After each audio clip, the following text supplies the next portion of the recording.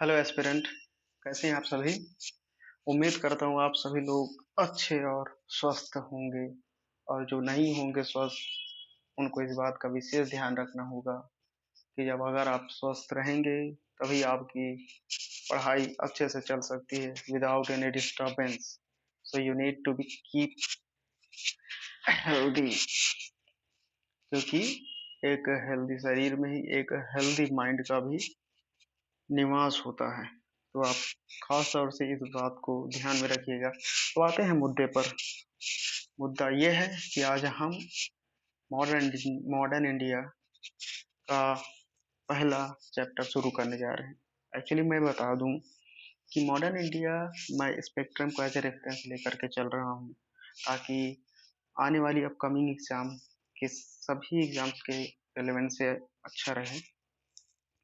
तो चलिए रेडी करते हैं। तो आपको मैं बता दूं कि ये हम यूनिट सेकंड से स्टार्ट कर रहे हैं। वाई?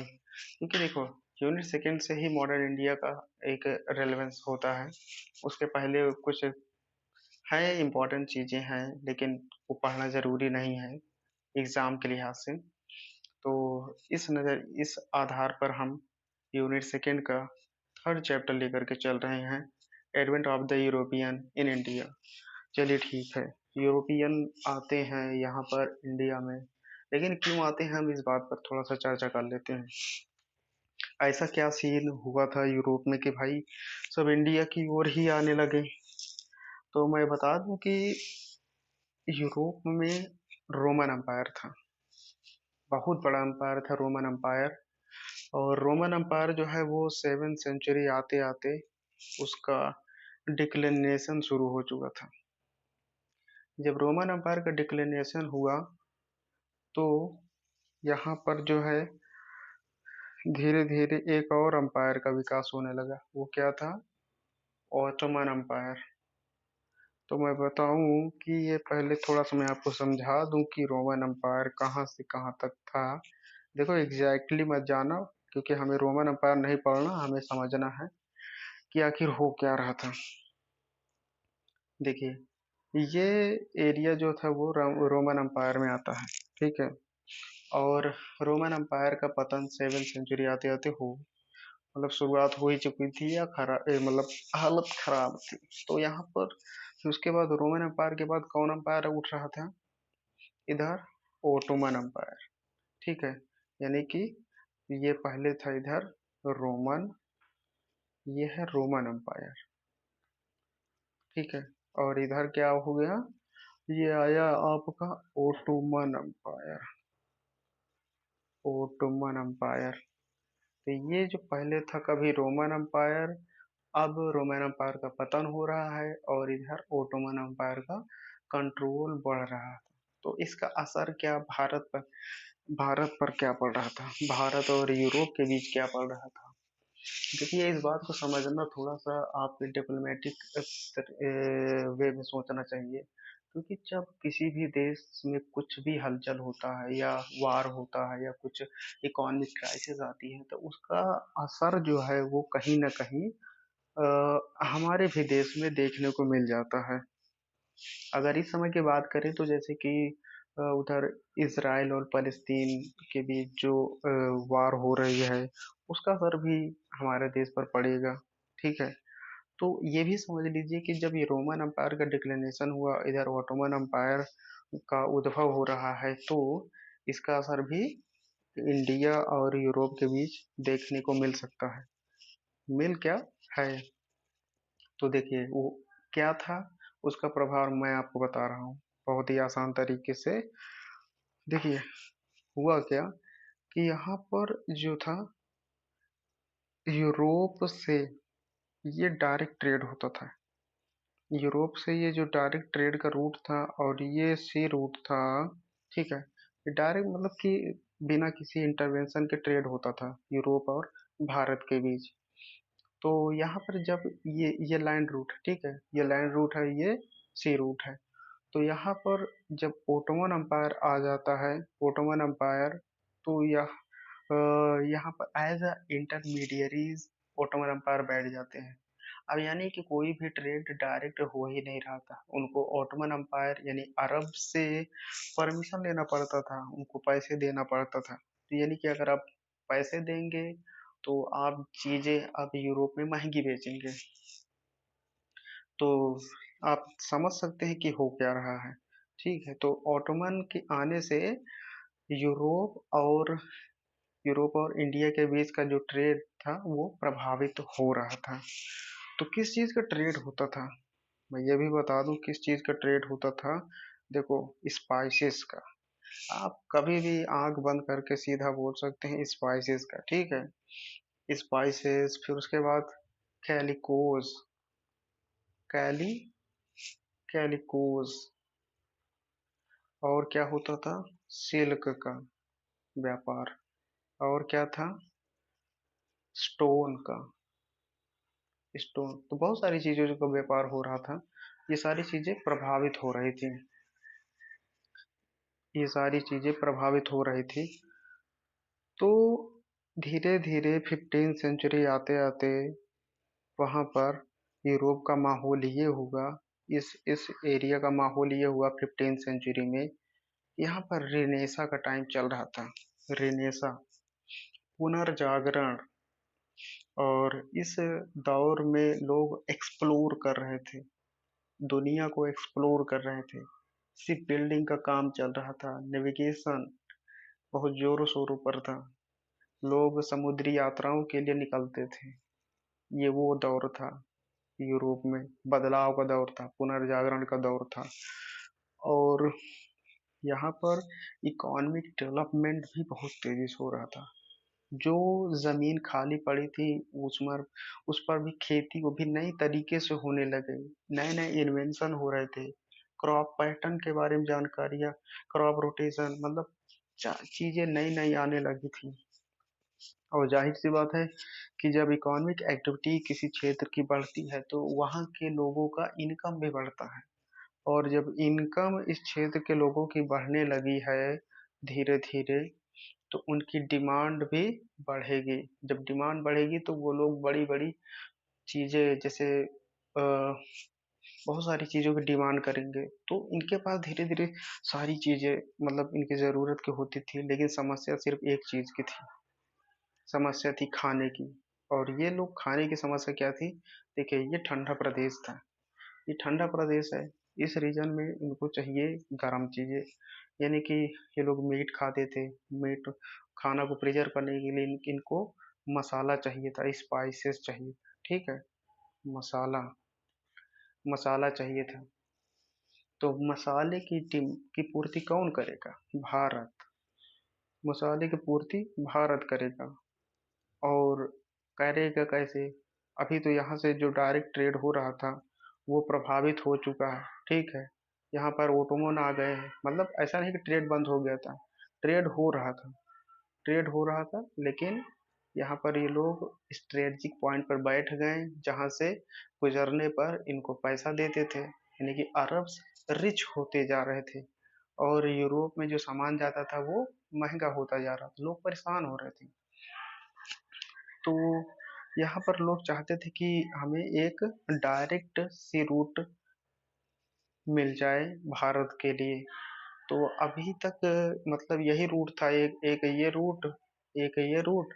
तो इसके अलावा एक अल्टरनेटिव रूट की तलाश में थे, जब अल्टरनेटिव रूट इनको मिल जाए तो इनकी समस्या का समाधान मिल जाए। तो इन्होंने क्या किया, देखो जैसे वेनिस थे, जिनेवा थे, ये ऑलरेडी काफी ट्रेड में फ्लरिश हुए थे, लेकिन ये इतने सक्षम भी नहीं थे कि वो इनको ओटोमन को यहाँ से रिप्लेस कर पाए। लेकिन ये लोग रेडी थे कि अगर कोई डायरेक्ट रूट को एक्सप्लोर करने के लिए जाए तो उनको हर तरह से मदद करने के लिए लोग तैयार थे। लेकिन फिर बाद में क्या हुआ कि पोर्तुगीज और स्पेन आते हैं सामने, पोर्तुगीज और स्पेन। आपने एक नाम सुना होगा, वो नाम है हेनरी, याद रखिएगा, हेनरी द नेविगेटर। बेचारा, वो एक्सप्लोर करना चाहता था, वो आना चाहता था, उसे परमिशन भी मिली थी उसके पोप निकोलस से, लेकिन हेनरी मर जाता है।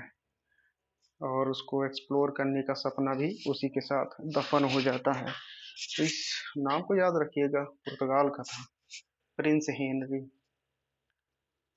Prince Henry.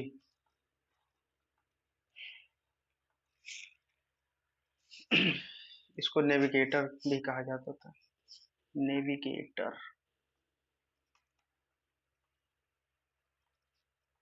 नेविगेटर। तो प्रिंस हेनरी जो था वो मर गया, उसका सपना भी उसी के साथ मर गया था। अब मैं एक आपको बहुत ही खास बात बताने वाला हूँ, याद रखें। सॉरी, अभी अभी खाना खाया हूँ तो थोड़ा सा डकार आ रही है। देखिए, एक ट्रीटी थी, बहुत इंपॉर्टेंट ट्रीटी थी, आप याद रखिएगा, क्योंकि यहीं से आपको कुछ चीजें समझ में आएगी कि हुआ क्या था एक्चुअली।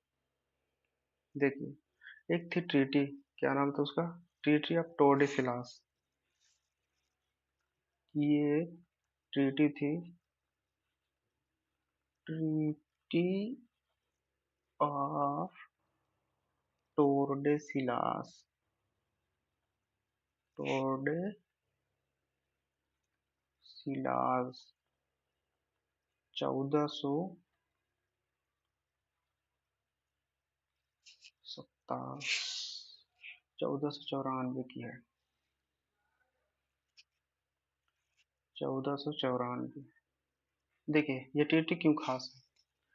इस ट्रीटी को आप जब जानेंगे तो आपको ये भी पता चलेगा कि यहाँ पर वास्को डिगामा ही क्यों आया था, क्यों कोलंबस नहीं चला आया था। जो हम कहते हैं कि कोलंबस को गलती से उधर मिल गया है, जब उधर उधर उसको भेजा गया तो उधर उसको अमेरिका ही मिलेगा, ठीक है। तो देखिए, मैं बताऊं आपको हुआ क्या था इस ट्रीटी में। ये आपको मैप दिख रहा है, ये वर्ल्ड मैप है, ये अटलांटिक सी है, ठीक है।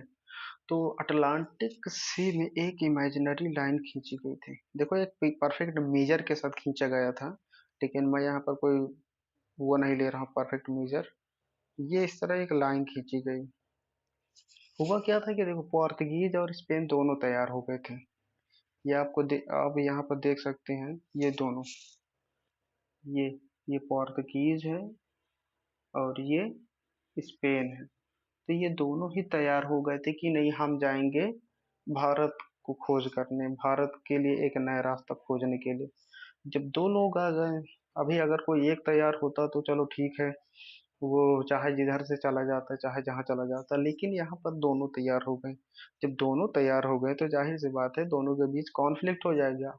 तो कॉन्फ्लिक्ट को रिजॉल्व करने के लिए ये ट्रीटी हुआ था, ट्रीटी ऑफ टोर्डेसिलास 1494 में। और इस ट्रीटी में क्या बोला गया कि देखिए, अ, जैसे मान लो हम लोग टॉस करते हैं तो हेड आया टेल आया, तो उसी तरह कुछ किए होंगे। तो इस ट्रीटी के अनुसार पोर्तुगीज को किधर जाना था, इस लाइन के वेस्ट में। सॉरी, पोर्तुगीज नहीं, स्पेन को, ठीक है। स्पेन को जाना था इधर, और पोर्तुगीज को जाना था इस लाइन के ईस्ट साइड, ठीक है। तो इसीलिए ये जो कोलंबस साहब गए थे, कोलंबस कहाँ के थे? ये कोलंबस थे स्पेन के। और ये हमारे वास्को ड गामा जो थे वो कहाँ के थे? पोर्तुगीज के। तो ये बात उम्मीद करता हूँ कि आपको समझ में आई होगी कि कौन क्यों कहाँ गया था, ठीक है। तो क्यों का आपका आंसर क्या है? ट्रीटी ऑफ टोर्डेसिलास, जो कि 1494 में हुई थी, ठीक है। तो अब बात करते हैं कि कोलंबस साहब तो गए अमेरिका की खोज कर डाले, और इधर आते हैं हमारे वास्को ड गामा। तो वास्को ड गामा जब आते हैं यहाँ से, तो यहाँ पर आते हैं केप ऑफ गुड होप, ठीक है। ये केप ऑफ गुड होप है। और मैं बता दूं थोड़ा सा रुक करके, अभी देखो मैं भारत इनको नहीं ले जा रहा हूँ, ठीक है। पहले ये जान लीजिए कि यहाँ पर एक और चीज हुआ था 1487 में, यानी कि ये जो ट्रीटी हुई थी उससे 10 साल पहले की बात बता रहा हूँ। 10 साल नहीं, एग्जैक्ट नहीं है, ठीक है। तो 1487 में यहाँ पर बार्थोलोमियो दियास आए थे, ऑलरेडी यहाँ तक पहुंच चुके थे, ठीक है, इस रीजन में। कौन थे? Bartholomeu Bartholomew Bartholomew Dias. ठीक है, ये बार्थोलोमी डियाज है। ये यहाँ पर आए थे और इस भ्रम में थे कि ये भारत की खोज कर ली। और इनका ये भ्रम कब टूटा? 1498 में। तो 1498 में वास्को डिगामा यहाँ पहुंच जाते हैं। कहाँ? कालीकट। कालीकट कहाँ है? केरल में। ठीक है, मैं आपको दिखा दूं थोड़ा सा कालीकट कहाँ है। ठीक है, ये देखिए, ये दिख रहा है आपको कालीकट? ये कालीकट है, यहीं पर आए थे वास्को ड गामा। किसके साथ आए थे ये भी आपको पता होना चाहिए। एक गुजराती पायलट थे, अब्दुल अब्दुल माजिद।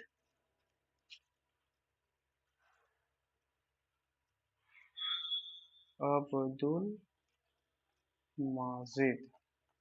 ठीक है, ये आए थे, यही लेके आए थे इनको। ठीक है, तो वास्को डिगामा यहाँ पर कब पहुंचे हैं? 1498 में अब्दुल माजिद के साथ। ठीक है, तो भारत में एक हिंदू रूलर थे।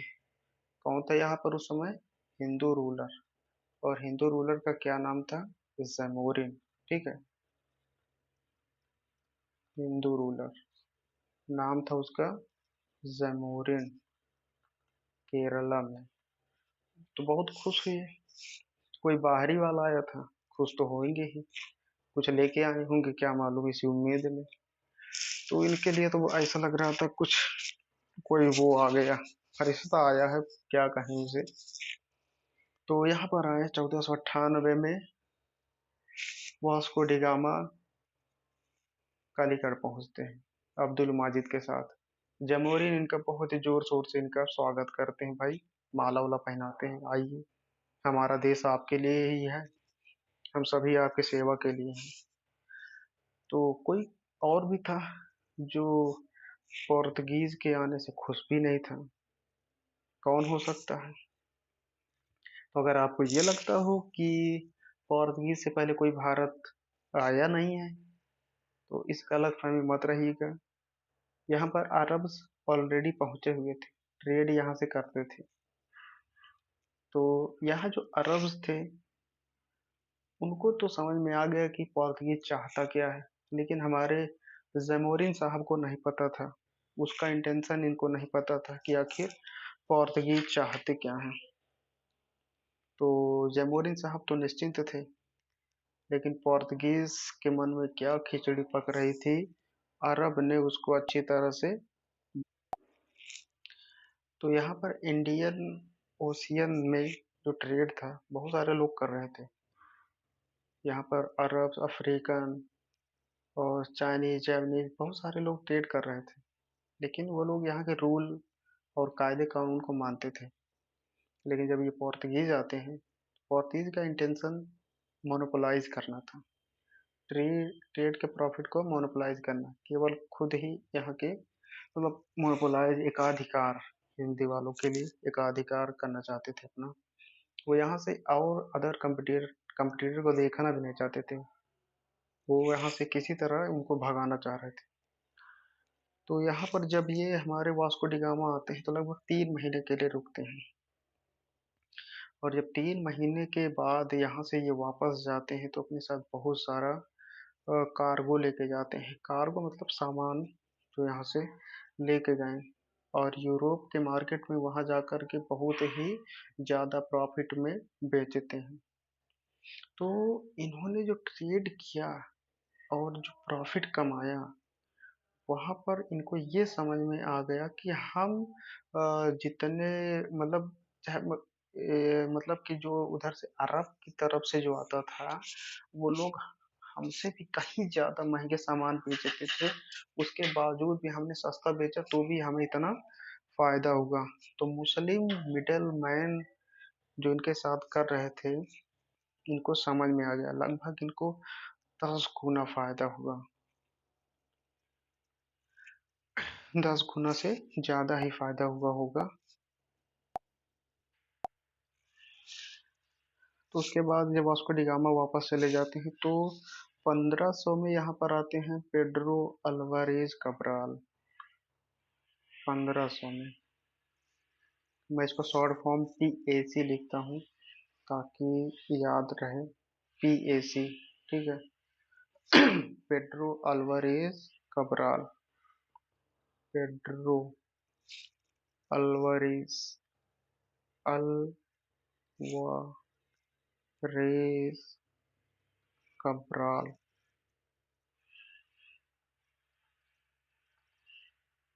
तो 1500 में आते हैं कौन, पेड्रो एस कब्राल आते हैं, इंडिया आते हैं।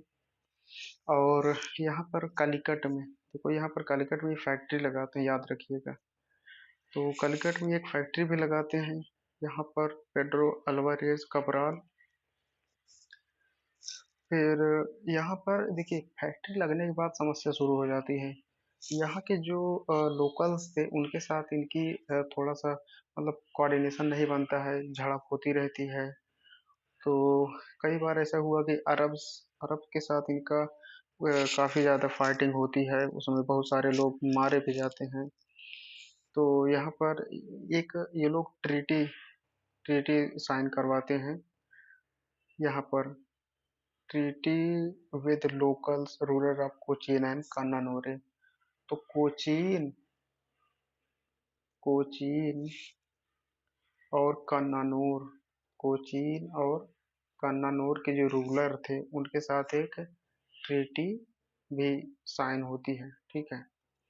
यानी कि 1500 में यहाँ पर आते हैं PAC, पेड्रो अल्वारेज कब्राल, और यहाँ पर अपनी फैक्ट्री लगाते हैं। और फैक्ट्री लगाने के बाद बहुत यहाँ के लोकल जो थे, लोकल रूलर्स थे और अरब्स थे, उनके साथ इनका सामंजस्य नहीं बनता है और झगड़े होते रहते थे। तो फाइनली एक ट्रीटी साइन होती है किसके साथ, कोचीन और कन्नानूर और अल्वारेज के बीच। ठीक है। तो ये चीज आप ध्यान रखिएगा। तो यहाँ पर PAC के बाद, यानी कि पेड्रो अल्वारेज कैब्राल के बाद, वास्को डी गामा फिर से आता है, रिटर्न आता है। तो वास्को डी गामा कब आता है, 1501 में। आपको याद होना चाहिए कि सबसे पहले ये आया था 1498 में, 1498 में। एक मिनट,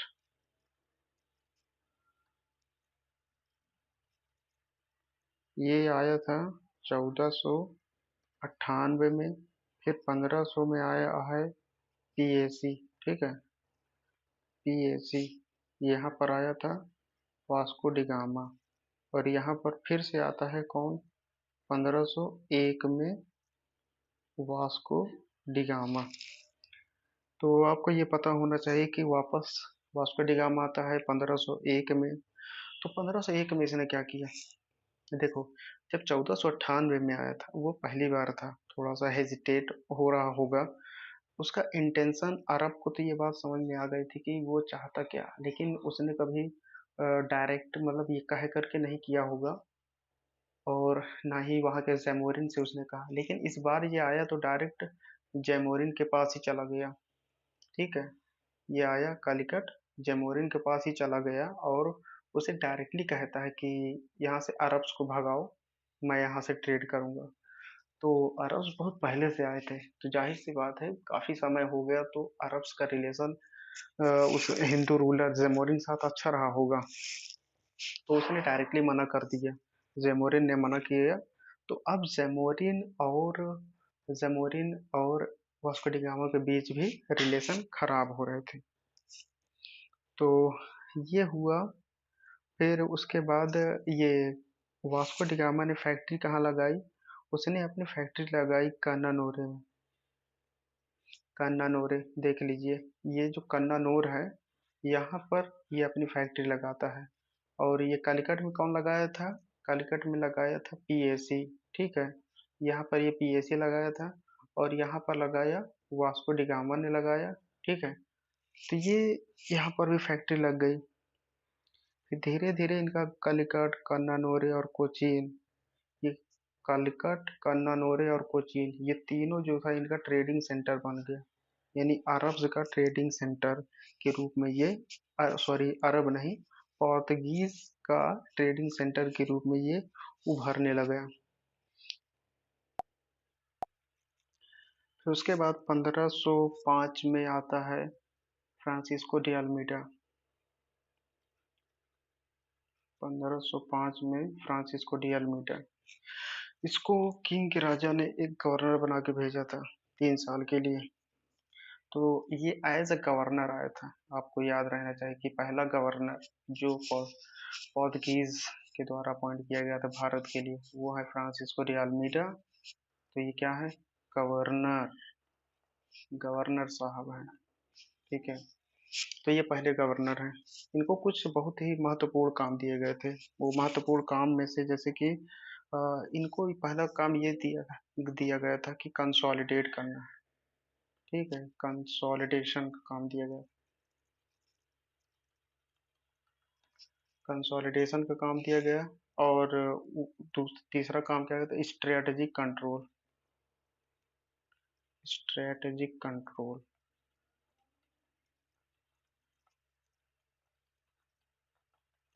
और ये एक चीज के लिए बहुत ही फेमस है इनकी, blue water policy.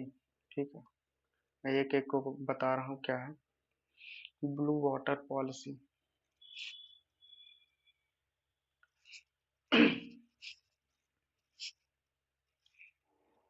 Blue water policy. देखिए मेरी हैंडराइटिंग बहुत अच्छी नहीं है, लेकिन खराब भी नहीं कहूँगा, बहुत मेहनत से इतनी बनी है। ठीक है, ब्लू वाटर पॉलिसी। देखिए सबसे पहला काम क्या है? कंसोलिडेशन।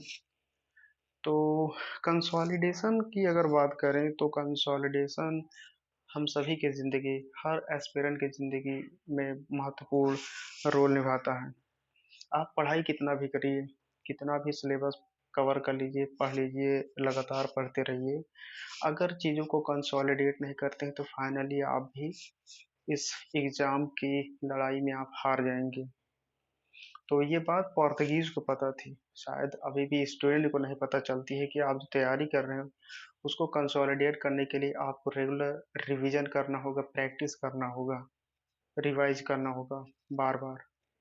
तो इसका एक सिंपल सा फार्मूला है, याद रखिएगा। R R E. ठीक है, आर आर ई करना, रिपीट, रीड, रिवाइज। ठीक है। देखिए, तो हम कहाँ थे? कंसोलिडेशन।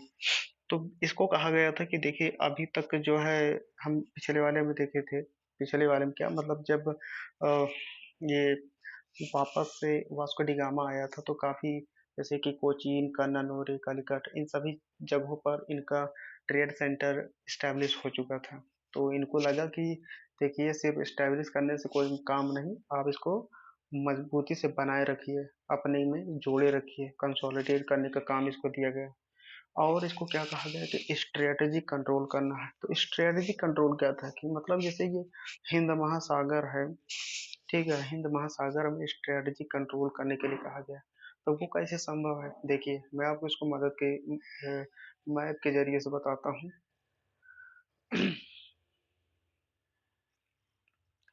ये है हमारा वर्ल्ड का मैप। ये देखिए बहुत ही आसान है। ठीक है। तो पोर्तुगीज चाहते थे, पोर्तुगीज ये चाहते थे कि इनका स्ट्रेटजिक पॉइंट पर कंट्रोल हो। यानी कि जिसका स्ट्रेटजिक पॉइंट पर कंट्रोल होगा उसी का राज होगा। तो स्ट्रेटजिक पॉइंट मतलब क्या? एक पॉइंट ये है, ठीक है, एक पॉइंट ये है, एक ये, और एक रीजन ये है। तो इन सभी जगहों पर ये अपने अपने बेस बनाने चाहते थे पोर्तुगीज। ठीक है। तो ये काम किसको दिया गया? फ्रांसिस्को डी अल्मीडा को। Francisco de Almeida. तो एक था एडेन की खाई, एक था ऑरमुज, और एक ये है मलक्का। ठीक है। तो इन तीनों जगह पर इनको अपने बेस बनाने के लिए कहा गया था। एक ये काम था। और इसको क्या एक और काम दिया गया था कि जो किलेबंदी का काम, देखो सॉरी थोड़ा सा पेट भरा हुआ है मेरा। तो एक और काम दिया गया था फोर्ट्रेस का निर्माण करने के लिए अंजदीव और कोचीन में, इसको दिया गया था काम, कन्नन और किलवा में। लेकिन ये सारा काम तो नहीं कर पाता है। होता क्या है एक्चुअली इसके साथ, अ, इसके लिए काम करना भी इतना आसान नहीं था, क्योंकि एक तरफ इजिप्ट है, एक तरफ जमोरिन है, और व्यापारी हैं वेनिस, तो ये सब भी इसको रोकते भी थे।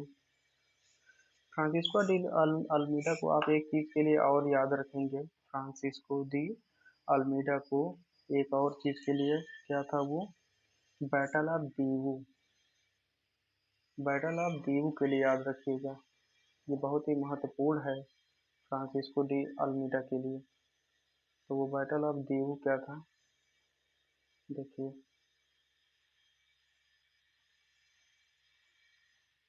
बैटल, इसने बैटल ऑफ दीवू में अपने बेटे को खो दिया था, तो बेचारे का नुकसान हो गया था। भारत आया था गवर्नर बन करके, और अपने बेटे की समाधि बनाकर यहाँ गया। Battle of Diu, battle of Diu, battle of Diu कब हुआ था, 1507 में। तो बैटल ऑफ दीवू में इसने बेटे को अपने बेटे को खो दिया था, बैटल ऑफ दीवू में। लेकिन यहाँ से वापस जाते जाते इसने अपना बदला लेकर के गया था, बदला चुका के गया था, और अपने दुश्मनों को ठिकाने लगा के गया था। बस आप इतना याद रखिए कि कुछ बातें हैं जो फ्रांसिस्को de अल्मीडा से जुड़ी हुई हैं। तो सबसे पहली बात, इसको जो काम दिया गया था आपको वो पता होना चाहिए, क्योंकि अगर ये आपको नहीं पता है तो इसके बाद जो आने वाले हैं अल्फांजो डी अल्बुकर्क, इनके बारे में आप नहीं समझ पाएंगे, क्योंकि इनको जो पहला काम दिया गया था वो क्या था, कंसोलिडेशन का काम। इनको पहला काम दिया गया था कंसोलिडेशन का काम, कि पोर्तुगीज इंटरेस्ट को कंसोलिडेट करिए वहां पर। और दूसरा काम दिया गया था क्या, स्ट्रेटेजिक कंट्रोल। मैं अभी इसको मैप के जरिए आपको बताया हूँ, स्ट्रेटेजिक कंट्रोल। और तीसरा काम क्या था, एक तो इसका ब्लू वाटर पॉलिसी। देखिए ब्लू वाटर पॉलिसी क्या था, ब्लू वाटर पॉलिसी मतलब कि एक परमिट सिस्टम था, और कुछ नहीं। मतलब कि जो भी इस इंडियन ओशन में इंटर करेगा वो अ, इनके द्वारा परमिशन लेगा, ब्लू वाटर पॉलिसी। ठीक है। ब्लू वाटर पॉलिसी को एक और नाम से जानते हैं, कार्टेज सिस्टम। मैं लिखे दे रहा हूँ, कार्टेज, कार्टेज, कार्टेज सिस्टम। ठीक है, ये वैसे मेरी हैंडराइटिंग बहुत अच्छी है, लेकिन पता नहीं किसी की नज़र लगी है अभी के लिए। ठीक है। और इस क्या कहा, क्या हुआ इसके साथ, एक battle of Diu, battle of Diu याद रखिए, बैटल ऑफ दीयू 1500 1507 में,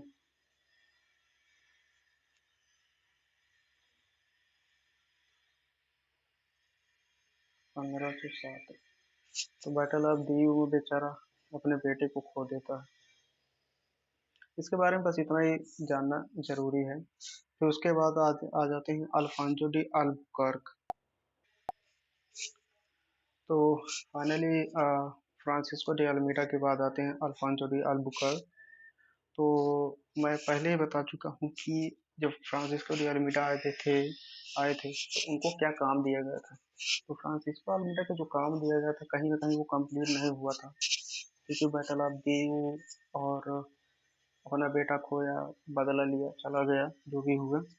फिर उसके बाद जब ये आते हैं तो इसीलिए क्योंकि देखो फ्रांसिस्को डी अल्मीडा वो पहले गवर्नर थे, ठीक है, लेकिन ये जो आए थे फ्रांसिस्को डी अल्बुकर्क, ये भी गवर्नर ही हैं, लेकिन इनको रियल फाउंडर माना जाता है। यानी कि इससे पहले फ्रांसिस्को डी अल्मीडा आया, उसको हम रियल फाउंडर नहीं मानते। किस बात का रियल फाउंडर, यानी कि पोर्तुगीज पावर का रियल फाउंडर कौन है इंडिया में, तो हम अल्फांजो डी अल्बुकर्क को मानते हैं। इसकी वजह यही है कि जो काम फ्रांसिस्को डी अल्मीडा को दिया गया था उसने पूरा नहीं किया, और उस काम को, उस अधूरे काम को अल्फांजो डी अल्बुकर्क ने अपने मरने से पहले यहाँ पर किया। तो उसी काम को जो अभी मैं बता रहा था कि जो स्ट्रेटजिक कंट्रोल करना है, ठीक है, और परमिट सिस्टम, बहुत सारी चीजें करना था, तो वो ये काम करने में सफल होता है अल्फांसो डी अल्बुकर्क। तो ये जब आता है तो स्ट्रैटेजिक कंट्रोल इंडियन ओशियन में यानी कि इंटर होने के लिए जो स्ट्रैटेजिक पॉइंट थे, वहां पर स्ट्रैटेजिक कंट्रोल और अपने बेस बनाता है, ठीक है। तो ये वो काम करता है। जैसे अगर मैं फिर से एक बार आपको याद दिलाने के लिए मैप दिखा दूं, ये तो इन यानी कि ये जो क्या नाम है, अल्फांसो डी अल्बुकर्क हैं, इन्होंने इंडियन ओशन, ये देखिए ये पूरा इंडियन ओशन है, तो इस रीजन में अपना एक स्ट्रेटजी कंट्रोल स्टैब्लिश किया अल्फांसो डी अल्बुकर्क ने। यहाँ जो ये है, इस जगह पर, ये देखिए, ये अडन की खाई, हॉर्मूज, ये मलक्का, इन सभी जगहों पर ये अपना कंट्रोल बनाए और अपने बेसिस बनाए, ठीक है। तो उसके बाद यहाँ क्या हुआ, परमिट सिस्टम ही इसने लागू कर दिया। Permit system, blue water policy, permit system, यानी कि इनके परमिशन से ये लोग यहाँ इंटर भी नहीं कर सकते। इवन जो सिर्फ बिल्डिंग का काम भी था, इनके परमिशन के बिना कोई नहीं कर सकता था। और यहाँ पर अरब में लकड़ी की वैसे भी नहीं है, ठीक है, तो इस चीज़ का इन्हें कहीं ना कहीं फायदा मिलता था, ठीक है। तो इसीलिए हम इसको अल्फांसो डी अल्बुकर्क को रियल फाउंडर मानते हैं पोर्तुगीज के, ठीक है। और उसके बाद इन्होंने 1510 में बीजापुर के सुल्तान से गोवा को भी छीन लेते हैं। 1510 में बीजापुर सुल्तान से गोवा को छीन लेते हैं।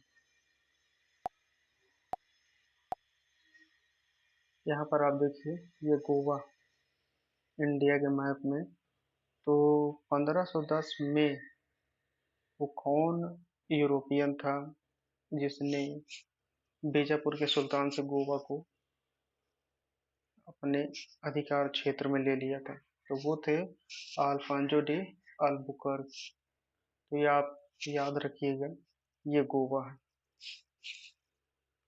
ये गोवा को कब, 1510 में कौन थे, Alfonso de Albuquerque, Alfonso de Albuquerque, ठीक है। और इनका यूरोपियन का क्या रोल रहा इंडियन सोसाइटी के लिए, तो अबॉलिशन ऑफ सती, ये सारी चीजें हैं, इसको आप देख सकते हैं। फिर उसके बाद यहाँ पर और क्या हुआ, तो ये जब अल्फांसो डी अल्बुकर्क आए थे, तो उनका एक और रोल, अहम रोल ये था कि इन्होंने अ, अपने पोर्तुगीज के लोगों को इनकरेज किया कि आप आइए यहाँ पर, इंडिया में रुकिए, और यहाँ की औरतों से शादी करिए, बच्चे पैदा करिए, अपना घर यहाँ। तो यहाँ पर लोग जो आए थे धीरे धीरे यहाँ अलग अलग कामों में लग गए, चाहे वो रोड बनाना हो, खेती करना हो, बहुत सारी चीजों में, मतलब धीरे धीरे लोग यहाँ सेटल होने लगे। तो ये अल्फांसो डी अल्बुकर्क के ही टाइम से यूरोपियन यहाँ पर सेटल होना शुरू कर दिए थे। और इन्होंने अपने साथ साथ क्या लाए थे, आप याद रखिएगा कि ये जो हम तंबाकू की खेती होती है, टोबैको की, वो पोर्तुगीज से ही आया है, यूरोपियन ही इसको लेकर के आए हैं। तो वो क्या क्या है, एक तो है टोबैको, टोबैको। फिर उसके बाद है एक कैश्यू नट है, वाह, काजू, कैश्यू नट। तो ये सारी चीजें यही लोग लेके आए थे। और पोर्तुगीज यहाँ पर इसको ही अपना घर बना लिए, भारत में ही ये लोग यहाँ पर रहने लगे। फिर उसके बाद आते हैं हमारे, तो उसके बाद आते हैं अल्फांसो डी अबुकर के बाद आते हैं नीनो दा कुन्हा, एज ए गवर्नर आते हैं यहाँ पर। और ये कब आते हैं यहाँ पर? 1529 में, 1529 में। और इन ये आते ही सबसे पहला काम क्या करते हैं, ये कब आते हैं? 1529 में। आते ही सबसे पहले इन्होंने क्या किया, अपना कैपिटल शिफ्ट करते हैं। तो कैपिटल पहले कहाँ थी? कैपिटल क्या कहें उसे, हेडक्वार्टर कहेंगे, ठीक है। तो हेडक्वार्टर यानी कि पहले इनका हेडक्वार्टर था कोचीन। कोचीन, कोचीन से कहाँ ले गए? गोवा, ठीक है। अभी जो पिछले वाले आए थे गवर्नर, अल्फांजो डी अल्बुकर्क जो आए थे, उन्होंने इसको कब? 1510 में बीजापुर के सुल्तान से एक्वायर किया था। तो अब इनका ये गोवा जो है हेडक्वार्टर बन गया, ठीक है। 1510 में अल्फांजो डी अल्बुकर्क ने इसको बीजापुर के सुल्तान से एक्वायर किया। और नीनो कुन्हा ने अपना हेडक्वार्टर को शिफ्ट किया कोचीन से गोवा। तो और इनके टाइम क्या महत्वपूर्ण इंसिडेंट हुए थे? तो उस समय एक और महत्वपूर्ण इंसिडेंट ये हुआ था कि गुजरात में एक रूलर थे, उसका नाम क्या है? बहादुर शाह।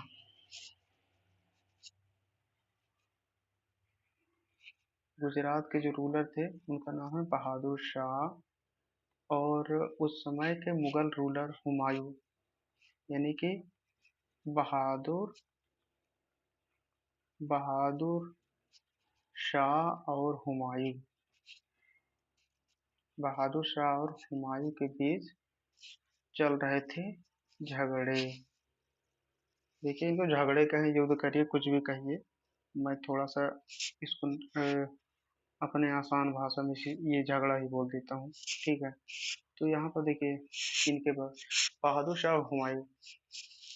तो बहादुर शाह किसके पास जाते हैं? मदद के लिए जाते हैं ये पोर्तुगीज के पास। ये पोर्तुगीज के पास चले जाते हैं हेल्प मांगने के लिए। तो जब पोर्तुगीज के पास जाते हैं और उनसे, पोर्तुगीज से ये वादा करते हैं कि देखिए, अगर आप हमें हमारी मदद करेंगे तो हम आपको जो आइलैंड है, बसीन आइलैंड, ये बसीन बसीन आइलैंड हम आपको दे देंगे, ठीक है। बसीन आइलैंड अंग्रेज मतलब कि इनको क्या बोलते हैं, पोर्तुगीज को देने के लिए कह देता है कौन? गुजरात के शासक ने। तो ये चीज कह देते हैं।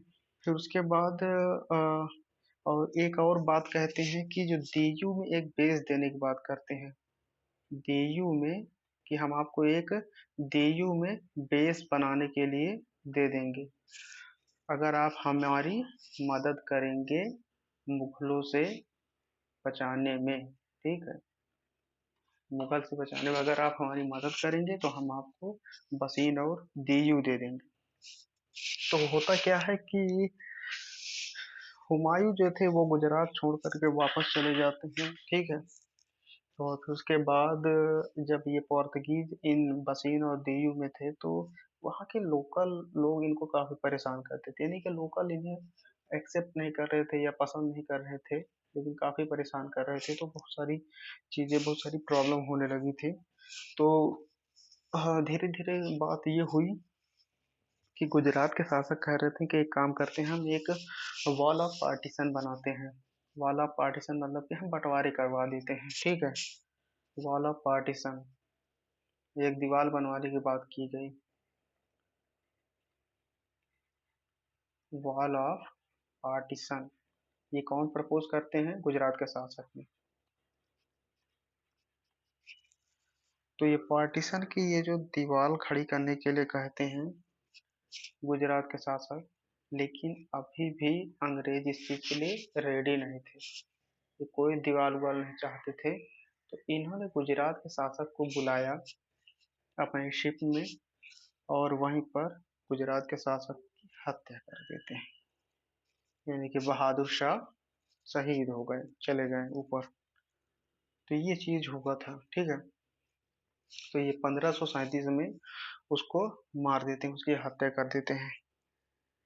तो यहीं से शुरुआत होता है, फिर धीरे धीरे ये पोर्तुगीज जो है अपना प्रभाव बंगाल की ओर भी बढ़ाने लगते हैं, और हुगली को अपना हेडक्वार्टर बनाना इनका शुरुआत हो जाता है, ठीक है। तो अभी हमारा काफ़ी चीज़ें हैं, जो मेजर पोर्शन था इसका पोर्तुगीज से रिलेटेड, वो ख़त्म हो चुका है। कुछ बातें हैं जिस पर हम बात करेंगे अगले वीडियो में। तब तक के लिए धन्यवाद। Thank you. जय हिंद।